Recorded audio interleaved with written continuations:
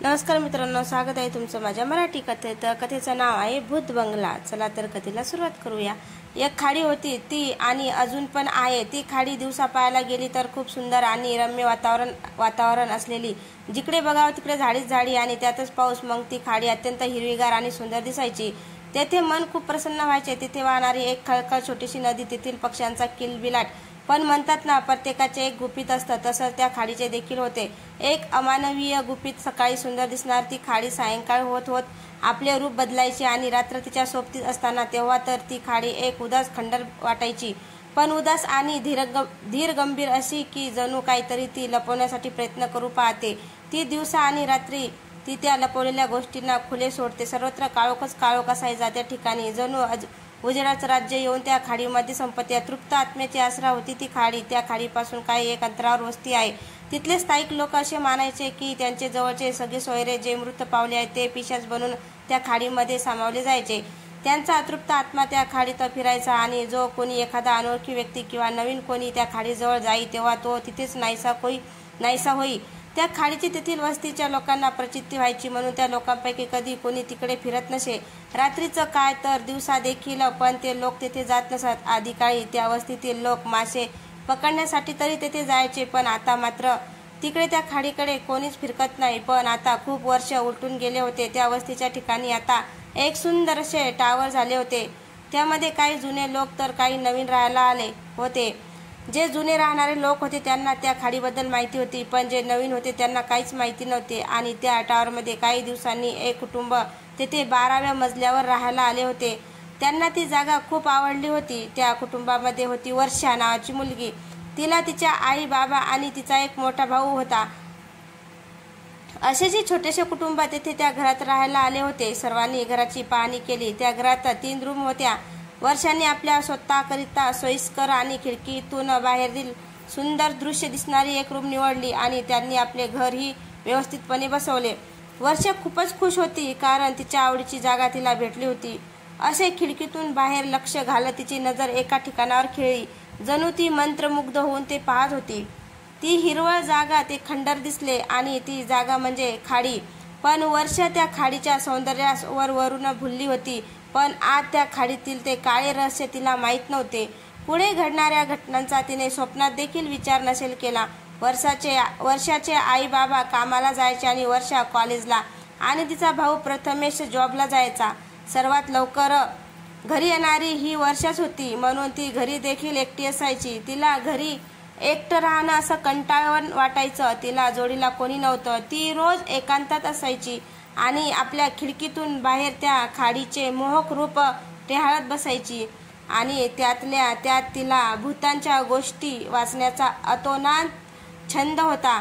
तिला भूत हे काय असतं याबद्दल तिला उत्सुकता असायची, पण तिने भूत कधी पाहिलेले नव्हतं. एके दिवशी सायंकाळी जेव्हा सर्वजण घरी आले, त्यांचे जेवण वगैरे उरकले.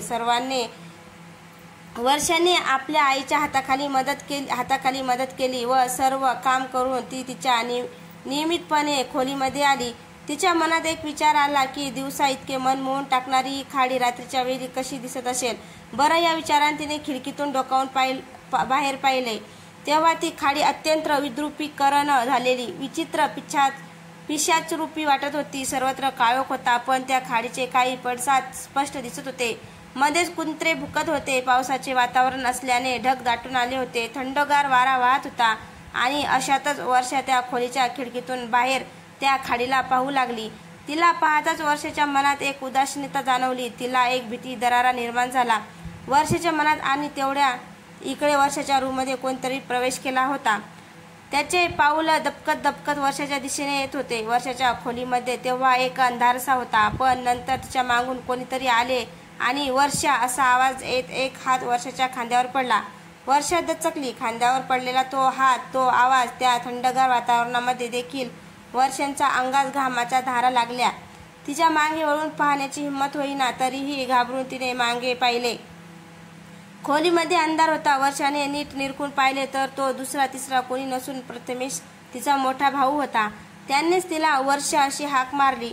वर्षा आपल्या भावास पाहून आणखी चिडली, कारण त्याने तिला एकांतात येऊन घाबरवलं होतं.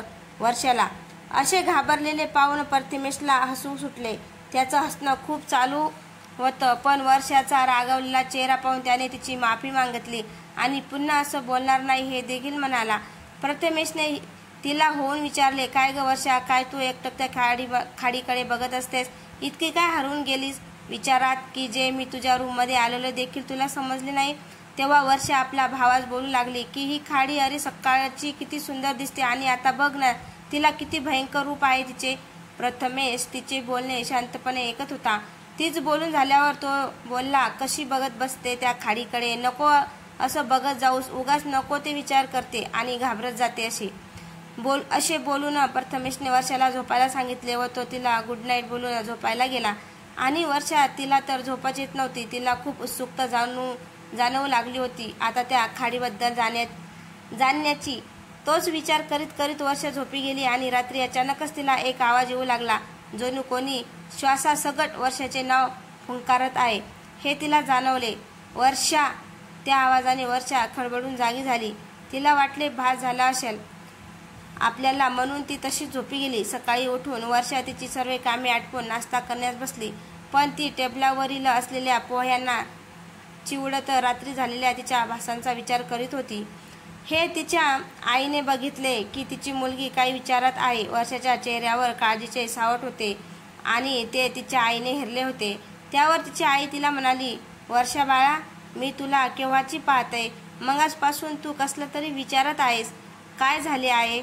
वर्षा आपल्या चेहऱ्यावरचे भाव लपवत, काही नाही आई काही नाही असे बोलून ती तिचा नाश्ता संपवून कॉलेजला जायला निघाली आणि घराबाहेर पडली. जाता जाता तिच्या बिल्डिंगच्या खालच्या आवारात एक वृद्ध माणूस तिला दिसला. तो माणूस बराच वृद्ध होता. असा वाटत होता की तो तिथलाच एक स्थायिक आहे. वर्षाला वाटले त्या वृद्ध माणसाला त्या खाडीबद्दल काहीतरी माहीत असेल तर आपण विचारून पाहावं. विचारायला काय हरकत आहे असे म्हणून ती त्या माणसाकडे वळली व त्याच्या जवळ गेली. तो आपले काहीतरी काम करत होता आणि वर्षाने त्याच्या जवळ जाऊन त्याला विचारले, नमस्ते आजोबा, मी वर्षा. त्यावर त्या आजोबाने वर्षाकडे एका अनोळखी नजरेने पाहिले आणि हुंकारला हम.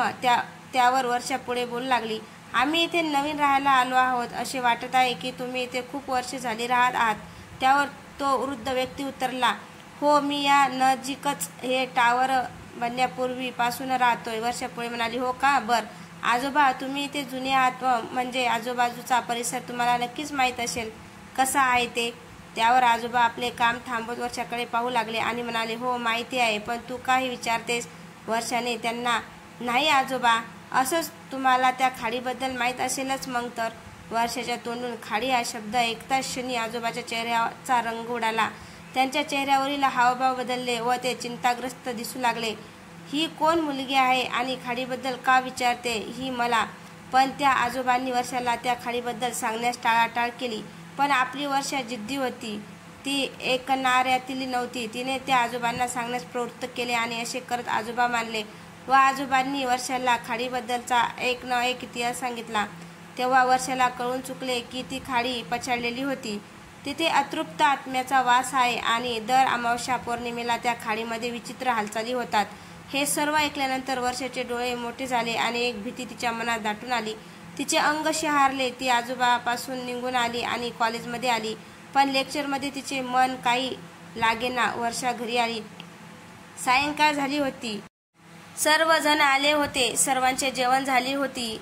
तिने देखील सर्व कामे आटोपून आपली रूम गाठली आणि त्या खिडकीतून सगळीकडे बघितले. आकाशात चंद्र दिसत होता. त्याचा उजेड सर्वत्र पसरला होता आणि चांदण्या चमचम करीत होत्या. आणि ते पाहताच वर्षा कॅलेंडरवर पाहायला धावली आणि तेथे तारीखीच्या खाली ठळकपणे पौर्णिमा असे लिहिले होते. वर्षाला लगेच आठवले त्या वृद्ध माणसाने काय सांगितले होते की पौर्णिमा आणि अमावस्येच्या रात्री त्या खाडीत हालचाली होतात.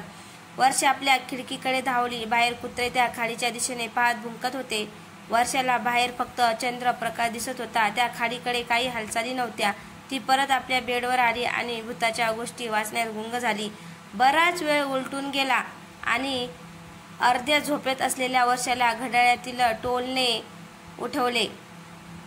तिने पाहिले तेव्हा घड्याळात 12 वाजले होते. वर्षा जागी झाली आणि उत्सुकतेने पोटी ती आपल्या खिडकीजवळ आली. तिने बाहेर त्या खाडीकडे पाहिले, पण तिला बाहेर पाहून निराशाच भेटली. फक्त कुत्रे भुंकण्याचा आवाज तिला येत होता. तिला वाटू लागले काही नाही वाटत तिथे. ते वृद्ध आजोबा उगाच घाबरवत होते. वर्षा खिडकीपासून माघारी फिरणार तितक्यात तिला खाडीत काहीतरी हालचाल होताना दिसले. वर्षाला त्या अंधारमय खाडीमध्ये एक वेगळं दृश्य दिसू लागले. एक लहानसा उजेड होता जो त्या खाडीमध्ये हलताना तिला दिसत होता. दिवा होता तो, पण थोडा पुढे जाऊन तो एका नदीजवळ बंद पडला. त्या नदीत चंद्रप्रकाश पडला होता. उजेडाने ती नदी साफ दिसत होती. वर्षाला अजून एक हालचाल तिथे दिसले. त्या नदीतून काही सावल्या बाहेर पडू लागल्या आणि हवेत तरंगू लागल्या. जणू काय त्या खाडीमध्ये त्यांची त्या प्रेतात्म्याची जत्राच भरली होती. तेव्हा त्याच क्षणी वर्षाला परत जाणवले की आपल्या मागे कोणीतरी आहे. त्याची तिला जाणीव झाली. तिला वाटले प्रथमेश दादा आहे, पण वर्षा त्या समजाने मागे वळून बघते तर मागे कुणीच नसतं. असते तर एक भयान शांतता. वर्षा खूप घाबरलेली असते आणि तशीच ती घाबरत तिच्या बेडवर येऊन झोपते. किती झाले तरी तिला झोप येत नसते. तिला तिच्या डोळ्यासमोर ते खाडीचे दृश्य दिसू लागले. पण काही वेळ उलटल्यानंतर तिला झोप लागली. सकाळ होते, पण सकाळ झाली तरी वर्षा तिच्या रोजच्या वेळेत उठत नाही. तिच्या आई बाबा आणि तिचा भाव असं वाटते की वर्षा का नाही आली, उठली का नाही आज. तेव्हा ते वर्षाला बघायला जातात की काय झाले. तिला तिच्या रूममध्ये जाऊन बघतात तर वर्षा अजून झोपलेली असते. तिची आई तिच्या बाजूला येऊन बसते आणि तिला उठवायला बघते. वर्षाला स्पर्श करताच वर्षाच्या आईला कळते की वर्षाचं अंग पोळतंय. तिला ताप आलाय. तापेमुळे तिचे बाबा लगेच डॉक्टरला बोलवून घेतात आणि तिला तपासतात व औषध गोळ्या देऊन करतात. वर्षा तशीच बेशुद्ध अवस्थेत असते. डॉक्टर तिच्या घरच्यांना काळजी घ्यायला सांगतात आणि निघतात. वर्षाची आई काळजीत पडते की काय झाले आहे वर्षाला, आणि तिची आई वर्षासाठी देवाकडे प्रार्थना करते, देवा माझ्या मुलीला बरं करा. काही वेळ जातो. वर्षा शुद्धीवर येते. वर्षाला काहीच बरं वाटत असतं. मग ती थोडं खाऊन पुन्हा आराम करत असते. तेवढ्यात प्रथमेश दादा तिला भेटायला येतो. वर्षाला काहीसे बरे वाटत न असते, म्हणून ती आपल्या भावास काही सांगायचं ठरवते, पण तो तिचं न ऐकता आराम करण्यास लावतो आणि असा काही विचार करू नकोस हा सल्ला देऊन जातो. पण वर्षा गप्प बसणारी नसते. ती विचार करते की आपण त्या खाडीत जाऊन बघायचं की काय तिथे काय दिसले आपल्याला. एखादे वेळ तिथे माणसे पण असू शकतील ना, म्हणून आपण जाऊन पाहायचं. तिने तिच्या तापेचा देखील विचार नाही केला. वर्षाने दुसऱ्या दिवशी तिथे जाण्याचा निर्णय घेतला आणि ती कॉलेज टाईमच्या वेळी निघून जाते खाडीत. तेथेच जाता सकाळची मोहून टाकणारी ती खाडी तिला दिसते. खाडीचे ते रूप, ती हिरवळीवर जणू फिदाच होते. तिचे ते मोहक सुंदर दृश्य तिला हरवून टाकते, संमोहित करते तिला. तेथूनच हवेत उडणारे ते पांढरे शुभ्र बगळे, ते वातावरण, ती थंड हवा, सगळं तिच्या मनाला मोहण्यासाठी मापक्क होतं. सगळीकडे उंच उंच झाडी होती. तरीही थोडे आत जावे म्हणून ती आतमध्ये गेली आणि अंतरावरती तिला एक झाडाला झोपाळा दिसला. ही गोष्ट विचित्र होती. कान अशा या वीरान जागेत कोण झोका बांधून खेळत असेल. ती तरी देखील न भिता झोपाळ्याजवळ जाते आणि झोपाळ्यावर बसते व हळूहळू झोके घेऊ लागते. तिला तेव्हा खूप आनंद होतो. जसे जसे ती झोके घेऊ लागते तसे तिची नजर एका ठिकाणी खेळते.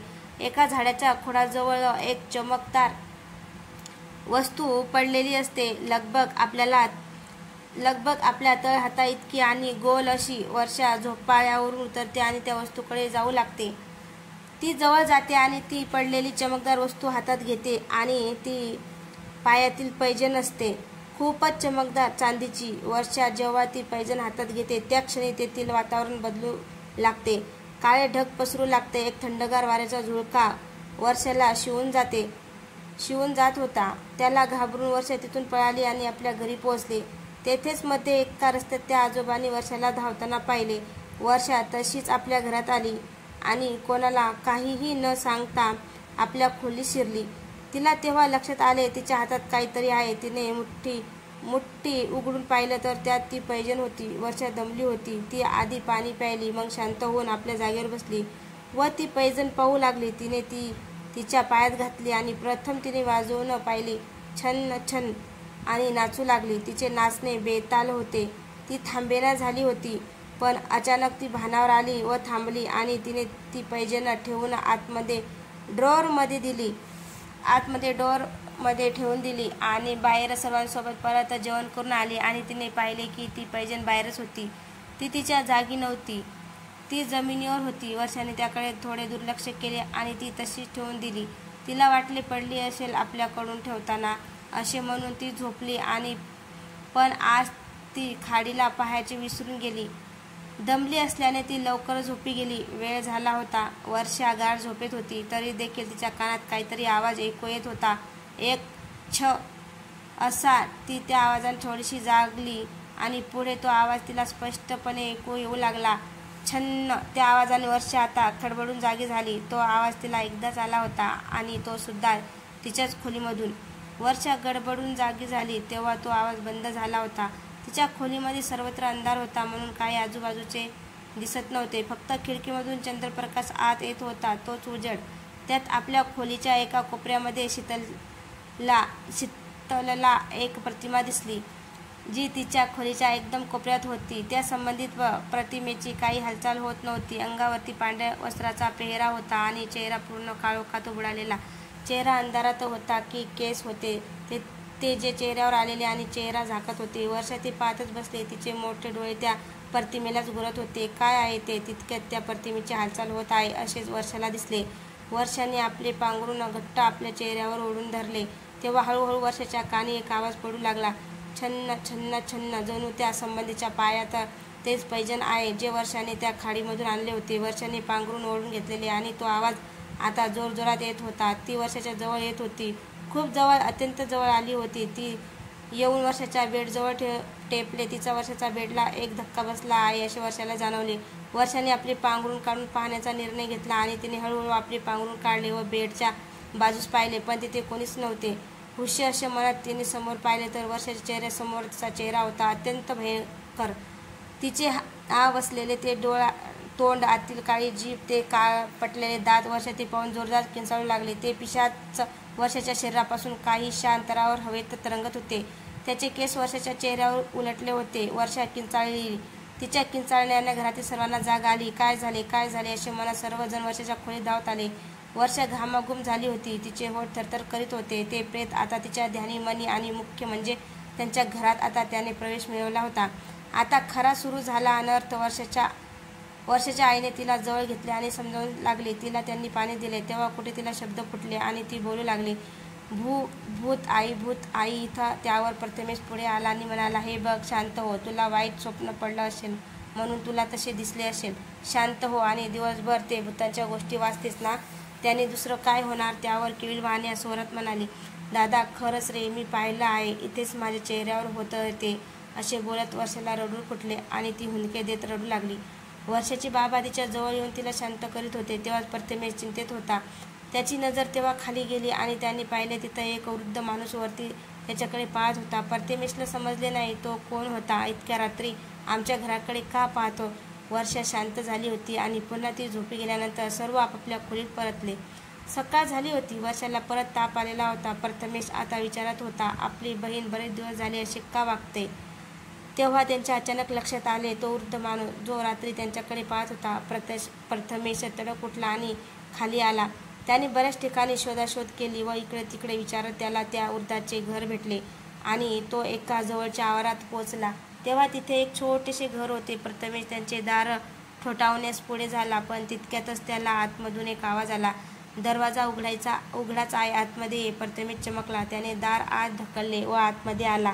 प्रथमेश काही बोलणार तितक्यात ते वृद्ध त्याला थांबवत म्हणाले, येताना पाहिलं होतं मी तुला माझ्या घराकडे. ये बस. माहीत आहे मला तू कशासाठी आला आहेस. तुझी बहीण भेटली होती मला. तू तिचे ऐकायला हवं होतंस. रात्रीचा प्रकार सगळा तिने खरा सांगितला आहे. प्रथमेश उद्धारला. म्हणजे म्हणायचं काय तुम्हाला की वर्षाने खरंच पाहिले? त्यावर ते वृद्ध उतरले. मी तिला टाळले होते त्या खाडीबद्दल सांगण्यास, पण हट्टी आहे ती खूप. गेली तिथं आणि घेऊन आली एक अनादच शक्ती सोबत. त्यावर प्रथमेश म्हणाला, तुम्ही कसंही सांगू शकता. जर हे खरं आहे तर सिद्ध करा. चला माझ्या घरी. असे म्हणल्यास ते वृद्ध देखील प्रथमेश सोबत येण्यासाठी तयार झाले.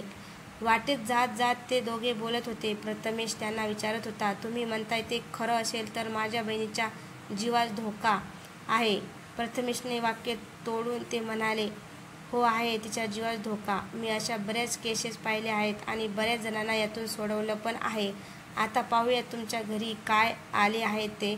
असे बोलत बोलत ते घरी पोहोचले. घरी आल्यानंतर वर्षाच्या आईवडिलांचे गोंधळलेले स्वाभाविक होते.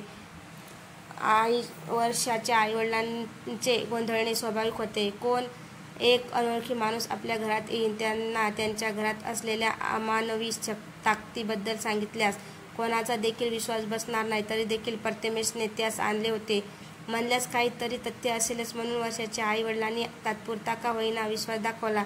तसे त्या वृद्ध माणसाने आपल्या समेत काही सामग्री देखील आणलेली होती. त्याने प्रथमेश बसून सर्वांशी चर्चा केली आणि त्यांनी सांगितले, हे पहा, तुमच्या मुलीने असं काही वाईट पाहिलं असेल किंवा तुमच्या घरामध्ये तसं काही असेल तर आपल्याला लवकरच कळेल. पण एक गोष्ट आहे, ती प्रेतात्मा आपल्यापैकी कोणालाही वशमध्ये करू शकते किंवा ती वर्षाच्या शरीराचा लपवण्यासाठी आधार घेऊ शकते.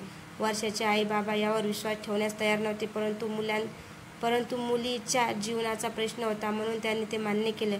सर्वजण वर्षाच्या खोलीत आले. वर्षा तेव्हा झोपलेली होती. त्या आजोबांनी आपल्या झोळीतून एक काळी मेणबत्ती काढली आणि ती वर्षाच्या बेडच्या एका कोपऱ्यावर पेटवून ठेवली. असे करत त्यांनी चारी बाजूला 4 मेणबत्त्या लावल्या.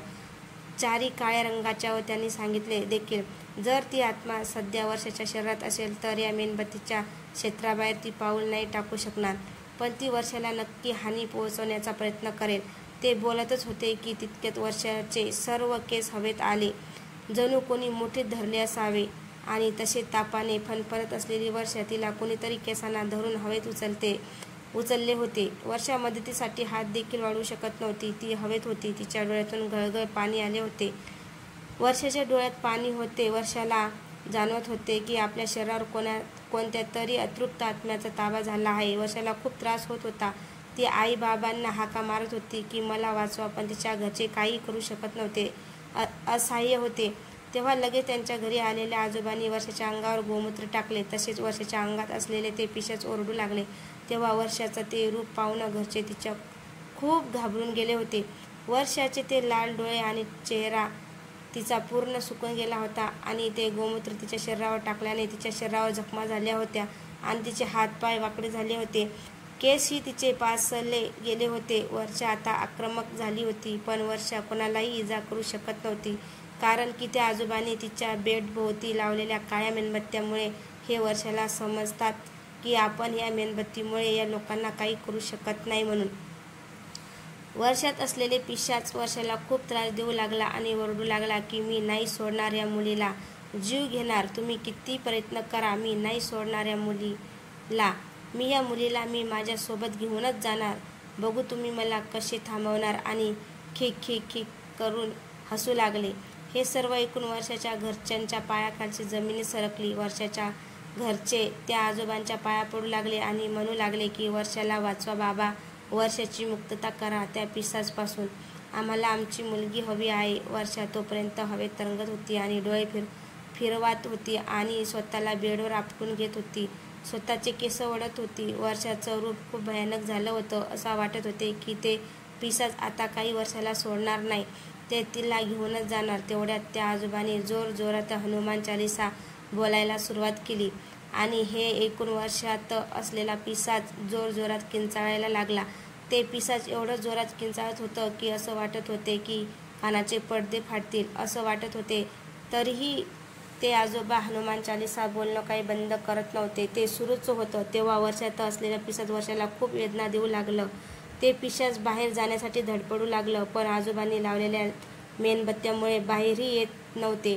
त्याला तसेच आजोबांनी हनुमान चालीसा बोलता बोलता त्या पिशाचवर गोमूत्र टाकू लागले आणि हे सर्व असहाय्य होऊन ते पिशाच वर्षांच्या शरीरातून बाहेर आले आणि अचानक गायब झाले.